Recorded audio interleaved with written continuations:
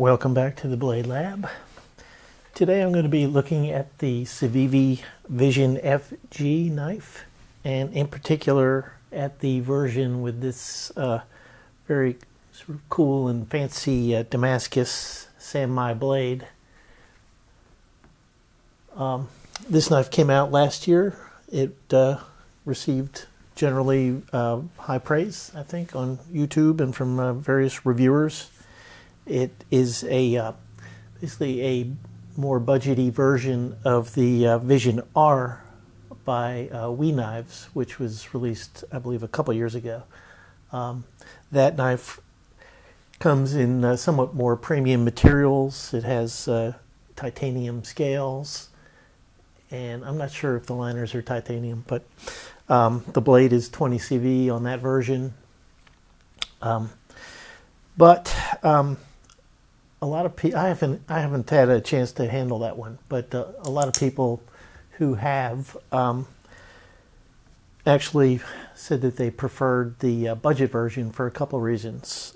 One of them being the pocket clip, because on the original version, the pocket, I will put an image up on the screen, but the pocket clip is actually mounted on the spine, which apparently is workable, but is kind of non-standard and just seems like it would be sort of awkward to me, though I can't really say having not tried it. But yeah, so generally people preferred the pocket clip on this one, and another big thing that they preferred was that the lock bar, or I guess that's what you would call it, on this Snex Super Lock, which is the locking mechanism for this knife, on the FG version, it works similar to like the Demco Shark Lock, in that you just sort of pull it out and up a little bit, and it releases the knife so you can close it. But on the Vision R, the Wii version of the knife, you could actually just pull this whole bar out and it would sort of swing, pivot out this way, which I think once you, as people said, once you got used to it, it was not a problem. You just didn't pull up on it and it would stay where it was. But some people found it a little disconcerting, I guess, so that was another thing that they preferred on this one. I think some people also said that the action was better on this one. And the action, in fact, is excellent. It's hard to do this under the camera, but yeah. So you can flick it as much as you want just using the Super Lock. And it also has dual thumb studs, which are it's a nice thumb stud. See if we can see it up close. So it's got a couple little steps and a round top, but it works very well for both the thumb flick and the reverse flick. The action is very smooth. I don't know if you can see this here, but it's basically free swinging if you hold that the lock bar down. Flippity floppity. The scales on this one are G10, obviously white. This is the only option for if you opt for the Damascus blade steel, it's only white G10. If you want to go with the Nitro-V blade, then there are more options, which is typical for Civivi. I believe you can get, there's a black G10, you can get a satin blade or PVD blade. There's a version with Ultim scales, that yellow transparent material. Price-wise, this is the premium of the budget version. It costs, I believe it's $99. The version with the G10 scales and the Nitro-V blade, I think, runs around $80, and if you want the Ultim scales and the Nitro-V blade, then that's $90, and that's as I'm writing this, just checking the major retailers. That's what their prices are. So, what else do I... Oh, so the Super Lock is... it works very well. I believe it seems to be a very strong lock also. Seems like spine whacking is a thing these days. I've tested this before, but first of all, there's like 0 blade play on this particular knife. And I've used it a fair amount. I've probably had it for 2 or 3 months. Have probably carried it, I don't know, a dozen times or so.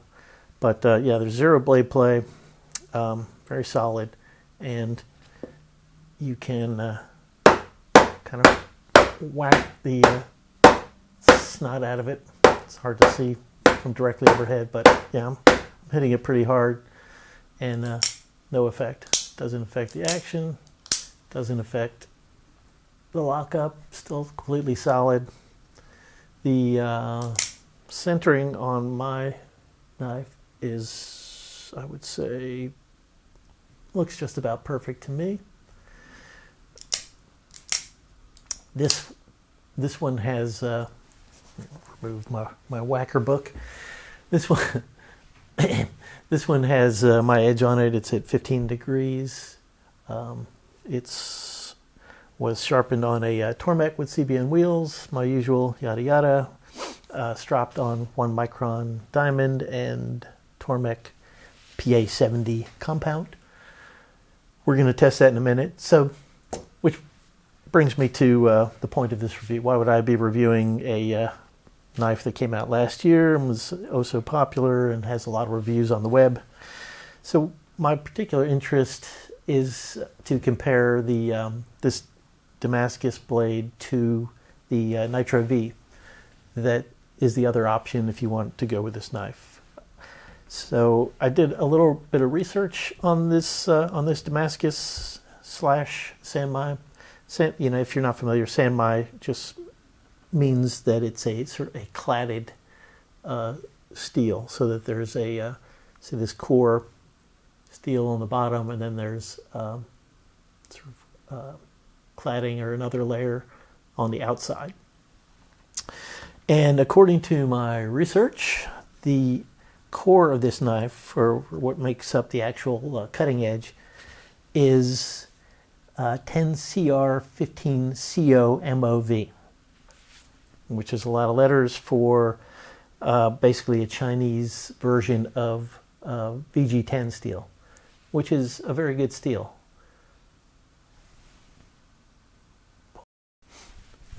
According to Larry Thomas's analysis of or comparisons of different steels in terms of properties, VG10 is similar to 154CM, and that's in terms of toughness, edge retention, and corrosion resistance.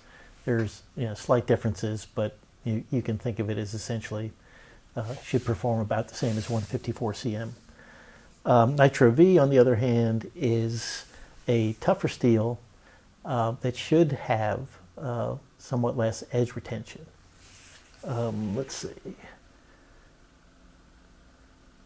Yeah, the corrosion resistance should be about the same.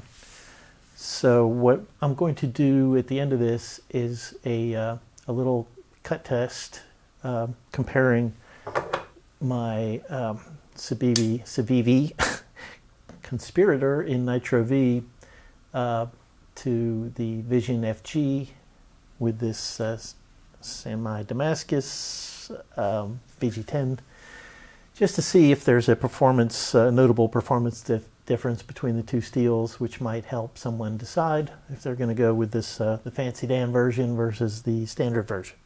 So we'll get back to that a little bit later. So as far as the Damascus sort of cladding component, according to the everydaycarry.com website, this Damascus component is made up of layers of 316 and 5CR15 MOV steel. I do not know much about those steels. Can't find a lot of information. I think they're stainless. This is all stainless steel. But as far as hardness, toughness, I just don't know. Oh, by the way, the overall toughness that Civivi lists for this knife is 58 to 60 HRC. I do not have a specific test. I can't corroborate that one way or another or tell you where it fits in that spectrum, assuming it does. So one issue I've had with this knife is that I bought it in part, I wanted to check out the knife because the design was so well reviewed. But I also thought that this Damascus was just, look at it. It's freaking cool looking, right? It's super cool. So I thought, well, if it works as well as, the other Civivi steels, or maybe a little bit better, and it looks super cool, then why not go for that? It's not that much more expensive. One issue I had almost off the bat, the first time I actually cut anything with it was I broke down a single cardboard box, and let me see if we can show you this. Can you see like the sort of scratches and the rubbing over there? Yeah, that happened after cutting up one box, and it was actually worse than that. It was almost like this Damascus, whatever it is, 316 or 5CR, almost kind of like smeared over the core part of it. It was like, it just seemed, somebody in one of the comments said it almost seems like this is like a nickel silver or something rather than a hardened steel.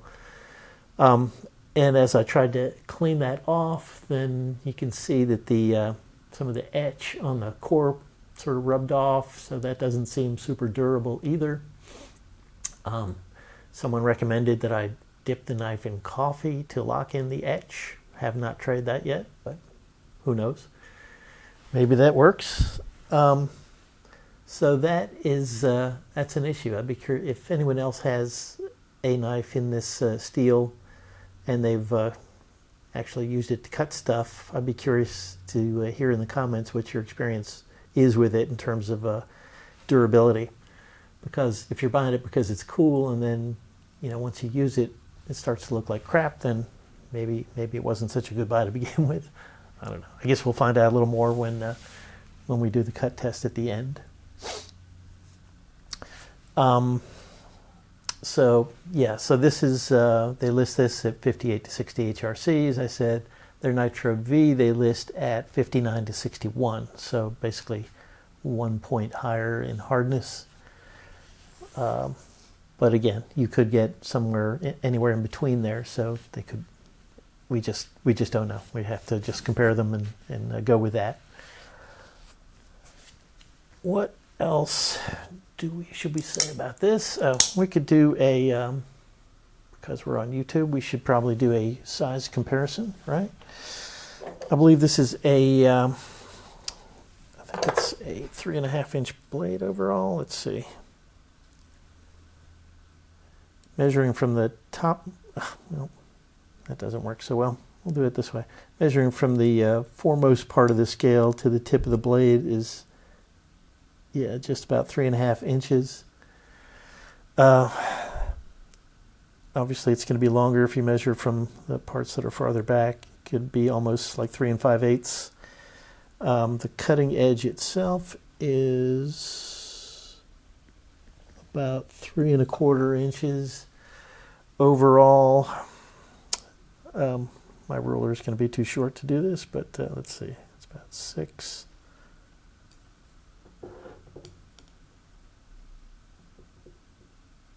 It's about 7.5, 7 3/4 inches overall. Size comparison wise, this is what it looks like compared to a Spyderco PM2.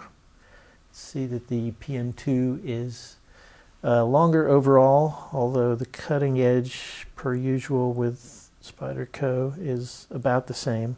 So it's mostly the handle that's going to be longer. This is a Benchmade bug out. Duh, Jesus. Sorry about that. Little brain fart. So it's so the Vision FG is longer than the bug out considerably. Blade length is going to be the actual cutting edge. It's almost the same. I would say that the Vision FG maybe has an eighth, maybe about an eighth of an inch more cutting edge. We should mention ergonomics, which are just fine. If you hold it on the handle, my hands are, average, maybe slightly larger than average, and I have plenty of room if I'm just gripping on the handle part of the knife. It also has this forward finger choil or area where you can put your index finger in, and in that case, it's still pretty comfortable. I can't really, I guess, if I really bear down on it, I can feel the clip in my hand if I hold it that way. If I hold it this way and really bear down, I can also still feel the clip in there. So clip it's probably a little higher than it needs to be, but it's fine. You're probably not going to be doing any bushcrafting with this knife anyway. So the ergonomics are just fine for an everyday carry knife. Okay, so that's my quick and dirty review of the Vision FG. My opinion of it, just the knife itself, not talking about the steel, is that I really like it a lot. I carry it fairly often. It's fun to fidget with. It's a good cutter. Let me tell you what the statistics were on it when I received it. Hang on, I have to look that up. Okay, so when I got the knife, the initial test score on the best tester was 220 grams, which is about dead average for a factory edge. The behind the edge thickness was 10 thousandths of an inch, which is excellent, very good geometry. This is a flat grind, by the way, full flat. The edge angle was 19 degrees per side, and that they were equal, which is good. Decent edge angle for a factory knife. The blade stock thickness was 0.116 inches. So, as I said before, it's now at 15 degrees. So is the Civivi Conspirator, which is going to be the test bed. Let's do a quick sharpness test. See what our starting points are, which we will have to take into consideration when we see how they were affected by the cutting.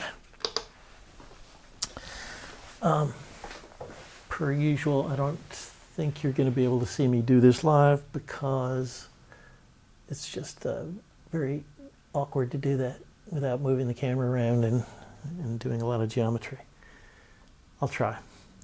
So, yeah, this is okay. I know this knife is sharp AF, or it was when I tested it earlier.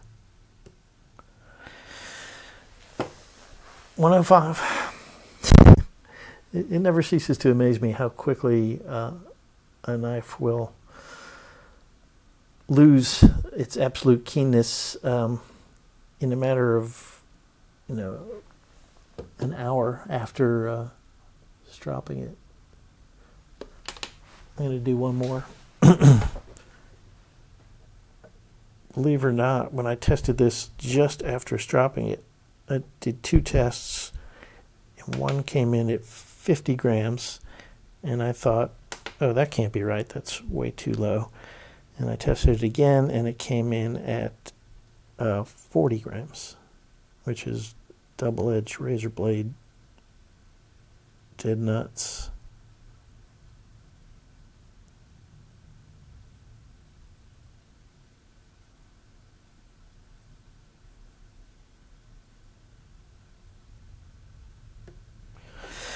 And now it's 95 and 100. This is one reason why you have to take factory edge tests, sharpness readings with a grain of salt, because by the time you get these knives, they've come from China and they've probably sat in a warehouse for a while, and so they will have just lost some keenness just due to exposure to the air. Let's do the conspirator.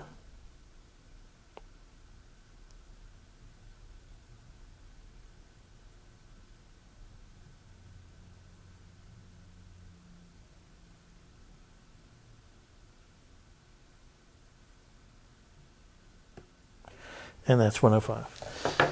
And again, when I tested that one earlier, that was, I think 75 or 80. So for what it's worth, that's something I'm gonna look into in a video at a later date, just finding out, trying to examine the effect of just oxidation on a very sharp knife. So they're about the same now. I think we can safely say that. And let's see how they compare with some cutting under their belts. I will speed up the cutting process.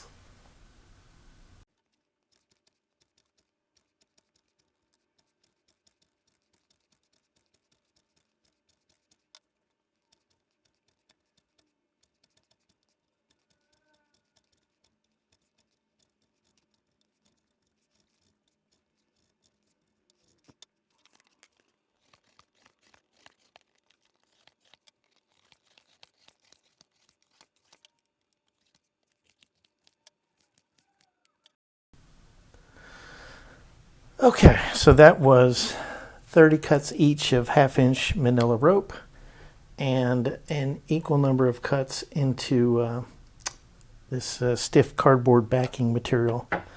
Just looking to see what happened to the surface of the blade here. I just showed you a minute ago, but I can see some additional scratches on there. A little more wear on the etch. On the opposite side, there's a little bit of scratching there. The etch part itself, the Damascus part itself looks pretty, it's hard to see any sort of damage on there anyway. Just, I guess in part because it's such a busy pattern, but doesn't look like there's any damage. So let's see how they did. I will tell you that from a subjective point of view, I don't know if you can tell in this sped up video, but the rope was like way easier to cut with the Damascus VG10 than it was with the Nitro-V. This was really struggling at the end. Both of them did pretty well with the cardboard, although this one again was a little bit better. So let's see where they are in terms of sharpness. I'm going to try to get about this area, this part of the blade, which is where the bulk of the cutting was going on. So let's see.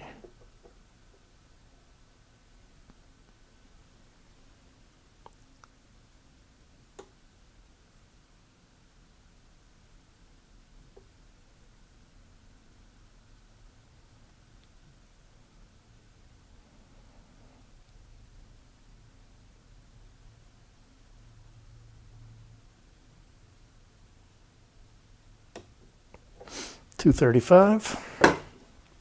That is about what I would have expected, and not bad. If you remember, when I got the knife, the factory edge score was 220, so even after all that cutting, it's not much duller than it was out of the box. Let's do one more for confirmation. Go in a similar but slightly different part of the blade.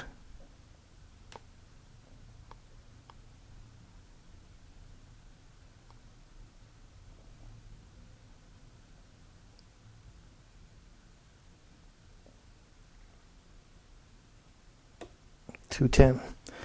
So 235 and 210. That's a pretty consistent result. Let's compare that to the Nitro-V, which, as I said, based upon my performance when I was cutting the rope, I would expect it to be considerably worse. But I have been surprised before, so let's see. Again, I'm gonna be trying to get it right in this belly area where most of the cutting was going on.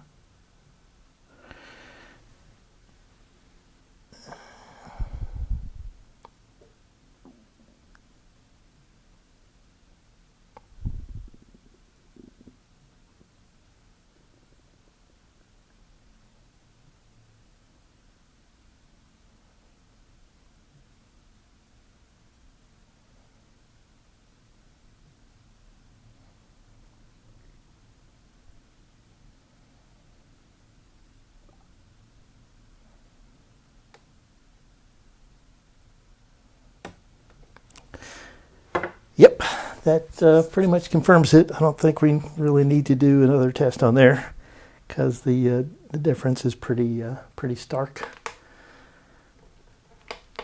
So, turn off. So, conclusions.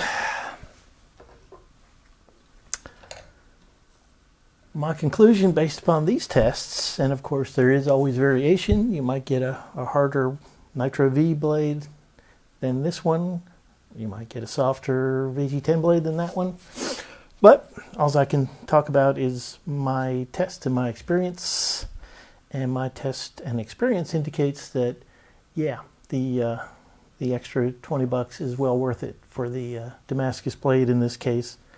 A lot of times I think when we talk about budget steel Damascus, we're talking about sacrificing a little bit of performance, sort of for the aesthetic. In this case, I think you get a pretty cool aesthetic, even if it's not the most durable in the world, but also, as in this case, considerably better performance than the other less expensive option. So I hope this was useful for you. Hope to see you back here next time. Y'all have a good day.